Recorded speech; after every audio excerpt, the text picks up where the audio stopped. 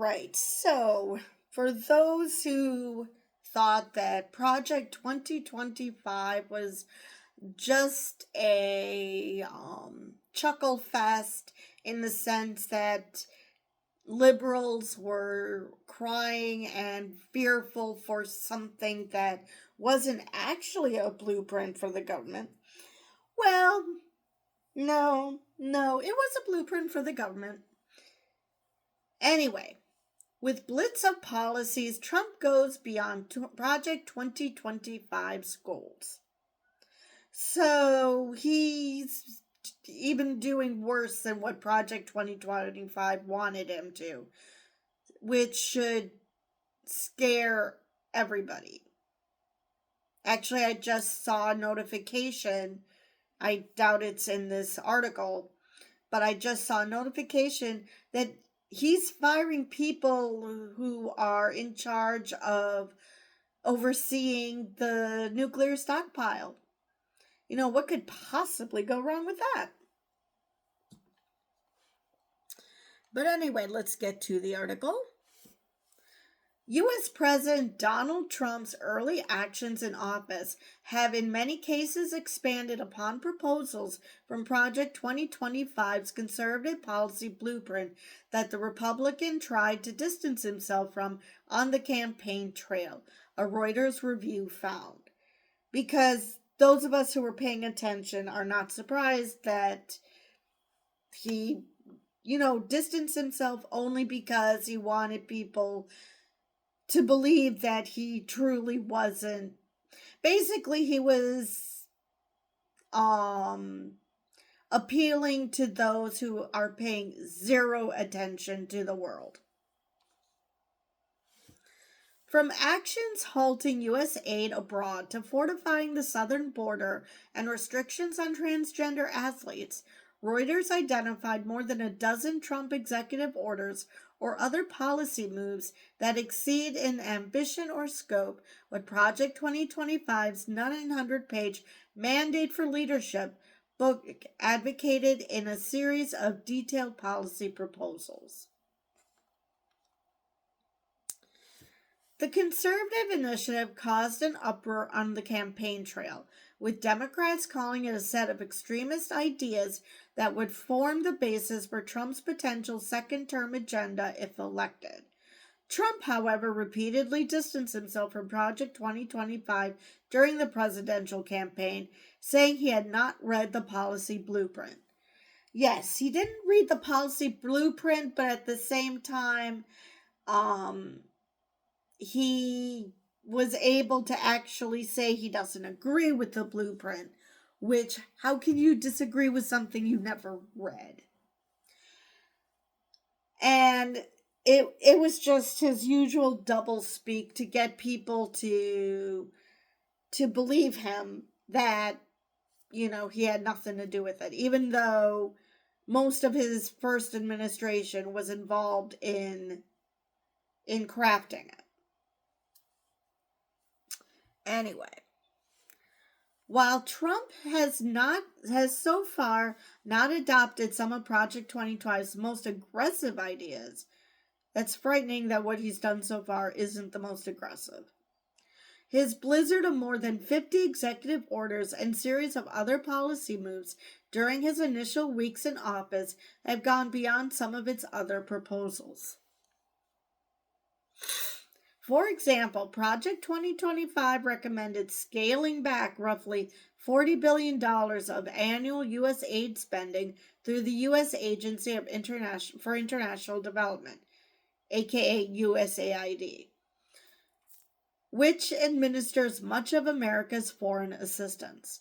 But the administration, after tapping billionaire Elon Musk to downsize the federal bureaucracy, has moved to dismantle the agency altogether. Exactly, because Elon's businesses have run afoul of USAID. So he has a conflict of interest. This idea that you can self-report conflict of interest is absolutely laughable.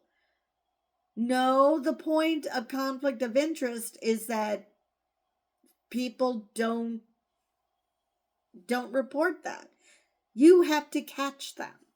Because if they weren't interested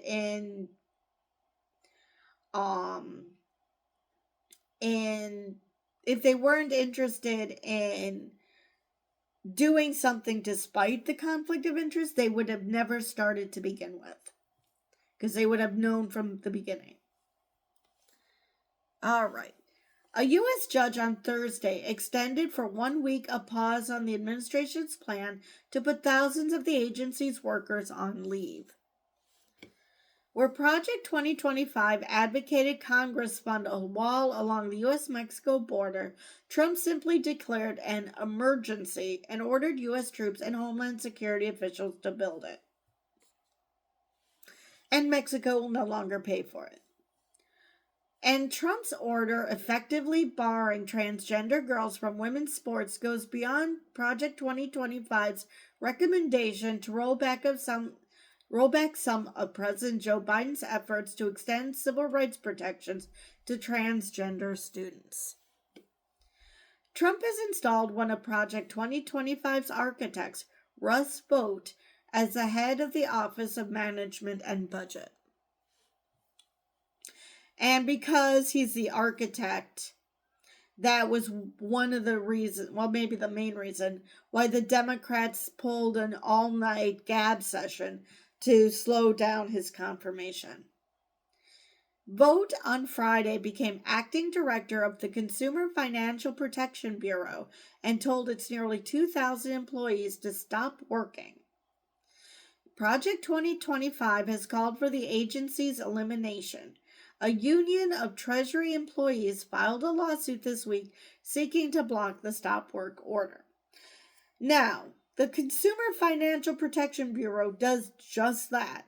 It's to protect the consumers from predatory banks and whatnot. It was created after Elizabeth Warren gave a testimony to what's happening within these big banks. I'm sorry. Now you want to get rid of it? Tell me you want to commit fraud and screw over consumers without telling me you want to commit fraud and screw over consumers. The White House said Trump's moves are the fulfillment of pledges he made on the campaign trail. Really? The president had nothing to do with Project 2025, White House spokesperson Harrison Fields said. In his first few days in office, President Trump has delivered on the promises that earned him a resounding mandate from the American people. A resounding mandate? You didn't even get 50% of the vote. How is that a resounding mandate? Securing the border, restoring common sense. Driving down inflation. How's that going? And unleashing American energy, Fields said. Yeah, okay. Restoring common sense. I'm trying to remember what exactly Trump said he has common sense, what the question was referring to. Oh yes, that DEI was the cause of the collision over the Potomac, the airplane collision with the Black Hawk. It had to be DEI because he has common sense. Right. Okay. If that's what he considers common sense, I want none of that. Musk did not respond to requests for comment. Of course not, because whenever he attempts to talk, it's painful. Ellen Keegan, a spokesperson for the Heritage Foundation, who organized Project 2025, said, "This is about President Trump delivering on his promises to make America safer, stronger, and better than ever before, and he and his team deserve the credit." Trump's administration has so far not taken on some of the blueprint's most contentious ideas. including rescinding approval of the abortion pill mifepristone. I'm sure they're working on that.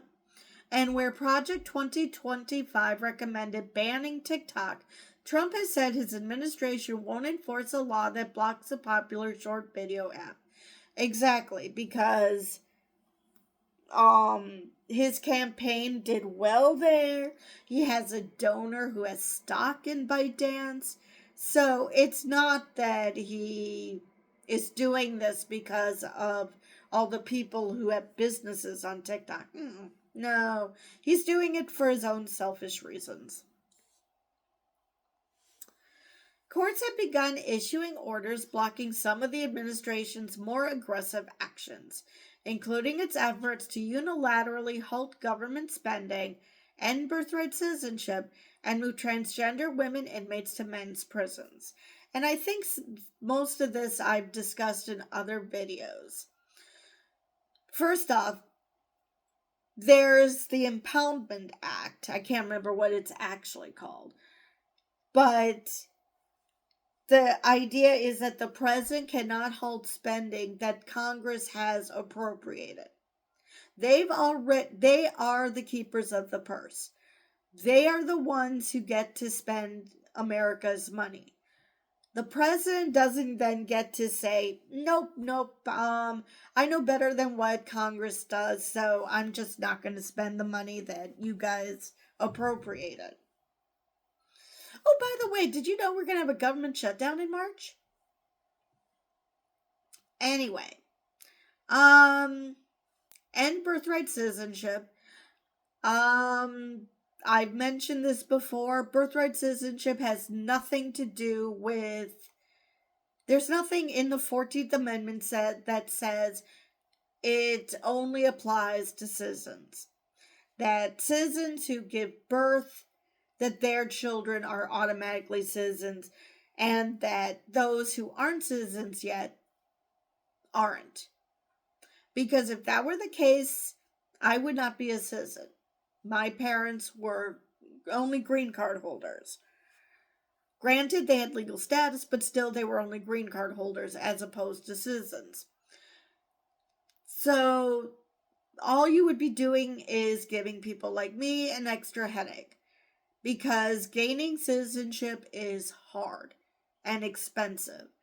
So why would I want to do that? Why would I want to go out of my way to become citizen when I could have just gotten it by being born here? And there are like 30 countries that have birthright citizenship. It's not like we're the only ones who have it. For those who think that the fact that other countries do it this way is somehow a argument.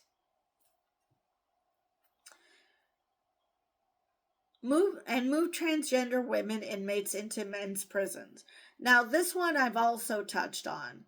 Those people who think that that trans women are just simply men pretending to be women so they can be put in a woman's prison and so they can R-word the inmates,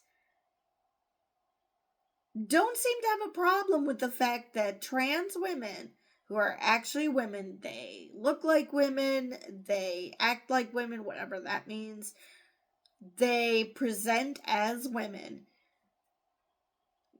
Nobody seems to give a crap about the fact that they will be raped if they're put in a men's prison. So spare me this idea that you actually are concerned about women, because you're not. You are totally not. Anyway.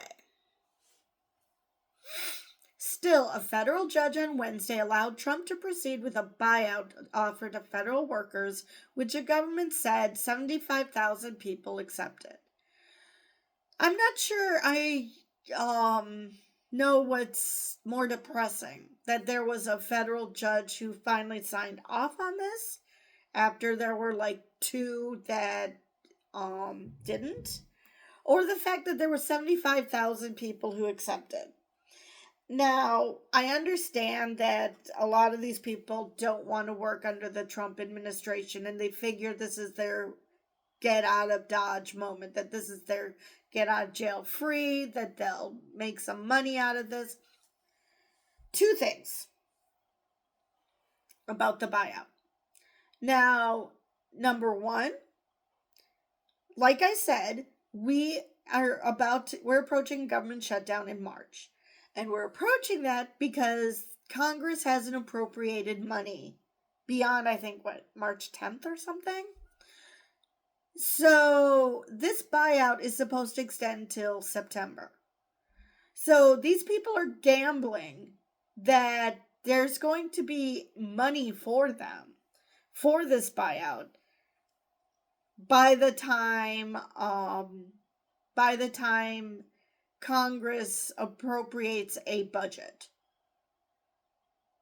That is not a gamble I would want to take, especially for someone like Trump who has this nasty habit of not paying the people who work for him. So that's number one. That is a number one problem with this buyout. Probably the biggest problem for the workers. Now, if you are someone who voted for Trump and you're like, yeah, root out waste and corruption and abuse, how is a buyout where all these federal workers are being paid by taxpayers on taxpayer dime for just sitting around and twiddling their thumbs? I would think that would constitute abuse and waste. Nobody seems to have a problem with that. Every one of Trump's supporters are just blindly acting like this is the best thing ever. Why? Oh, wait, if Trump supporters bothered to think one step ahead, let alone two, they wouldn't be Trump supporters. I'm sorry, I forgot that Trump supporters don't bother to think. Anyway, despite Trump's campaign promises, his push to reshape Washington through unilateral executive action, which has upended U.S. foreign aid, thrown the top ranks of federal law enforcement into disarray, and moved to redefine who can be a U.S. citizen, has surprised even allies in the conservative legal movement. Exactly, because not all conservatives are actually hateful. I mean, they might hate certain people, but at the same time, they also understand that just because they hate people doesn't mean that action should be taken against them for that hate. So yeah, there are still conservatives who are somewhat sane. And there are others who are totally sane. I mean, there was the acting U.S. attorney for the Southern District, U.S. Attorney General for the Southern District, who clerked for Antonin Scalia, came out of the Heritage Foundation. So she's hardly a bastion of liberalism.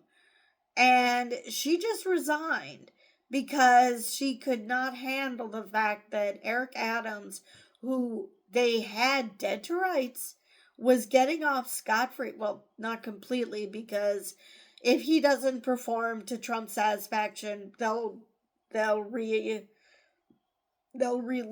the case. But just the fact that he's willing to let Eric Adams kiss his ass, and if he does a good enough job of that he can avoid jail time. This woman, who's from the Heritage Foundation, resigned rather than deal with this bullshit. So, like I said, not everybody who's conservative or even part of the Heritage Foundation is out of their fucking mind. Some are still, but maybe less so. And some aren't at all. There are broad divisions within the conservative legal movement about whether any of this is appropriate, said Jonathan Adler, a Case Western Reserve University law professor and conservative legal scholar. All right. And like I said, one of their kind just resigned simply because, letting Eric Adams go is just total bullshit. So anyway, that is all I have for this article. And with that, I will see you guys in the next one.